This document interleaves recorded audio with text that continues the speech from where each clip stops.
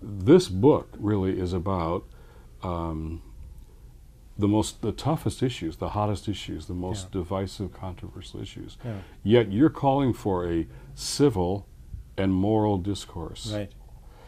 How have we lost that, Yeah. and how do we get it back? Yeah. Great question, and so of the moment.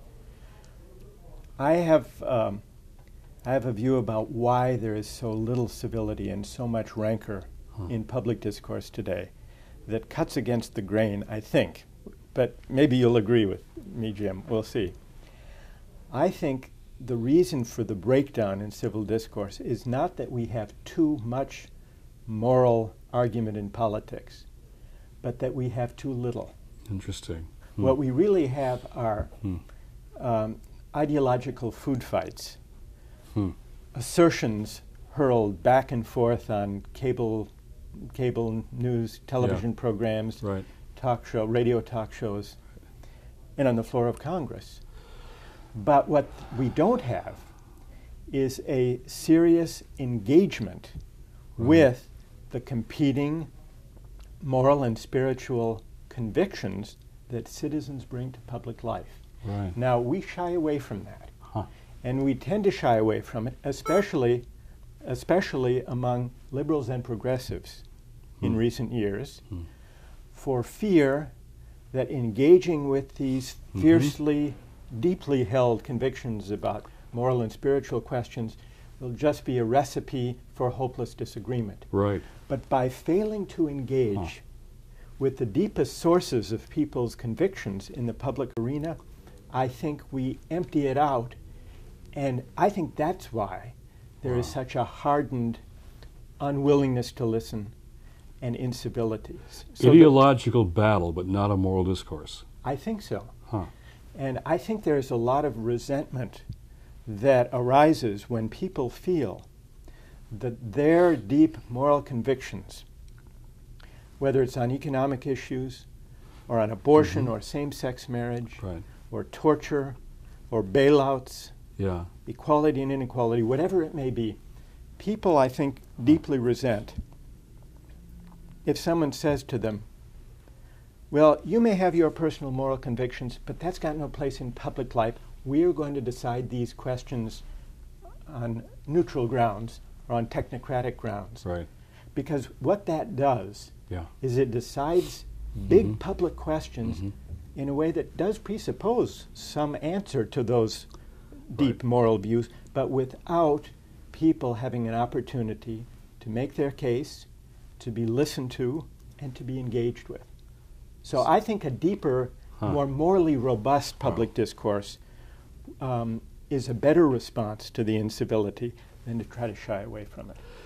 Now, you've been teaching this course at Harvard for a long time. Yeah. And I think it's the most popular course up there. And Harvard students, they may be all smart, but they don't all agree on everything. They don't. And they're across the political spectrum, as sometimes people don't know that, but it's very diverse politically and certainly morally on all these questions. So how do you have that moral, if we've lost that? What have you learned about how to have it, how to bring it back?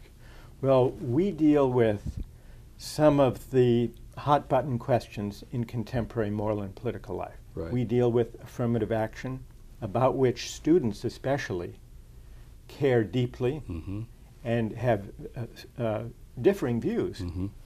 We deal with abortion, we deal with same-sex marriage, as well as economic issues, income inequality. Issues that, to read the popular press, you would think can't be discussed on a college campus. We have those discussions, and we have arguments in the class among students. They get to argue with each other, with me, with the philosophers, on those issues, because, well, there is a structure of respectful, reasoned argument.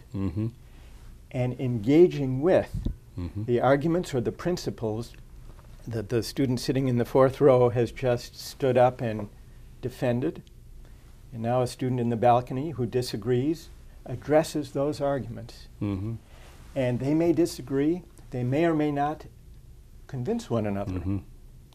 But the students who are listening to this exchange are weighing the arguments. And the students who are brave enough to stand up, and it takes a lot of courage to stand up and give one's views in front of 1,000 of your closest friends. Especially knowing you're going to ask them hard questions, because I've seen you do that. I sometimes pitch in.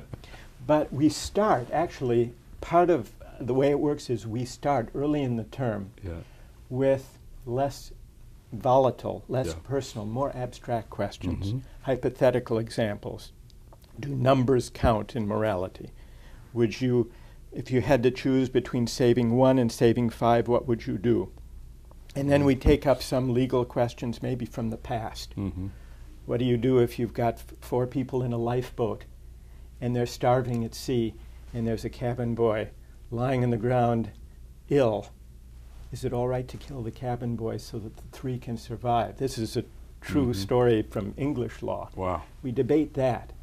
So at first, there are moral dilemmas, but they seem sort of remote. Distant. Interesting and distant. Interesting, but almost fanciful. Yeah, theoretical. But as they get the hang of arguing about those more distant moral dilemmas, and as they read some of the philosophers and see the connection, then gradually we make our way toward issues closer to home. Right. Who deserves what? Is the income earned by CEOs, which dwarfs that of the average worker, is that fair or not? Is that the working of the free market and therefore just? Or should there be redistribution? So we take on those questions. And then, by the middle of the term and to the end, we get into some of these very volatile, deeply held dilemmas. And by then, students have the hang of arguing, but listening and addressing arguments. And it's very powerful and it's exciting.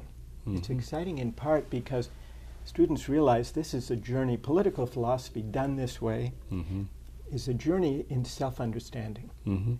There's a great hunger, I think, among students, I also think among citizens generally, to figure out what we believe and why. And that's really what it's about.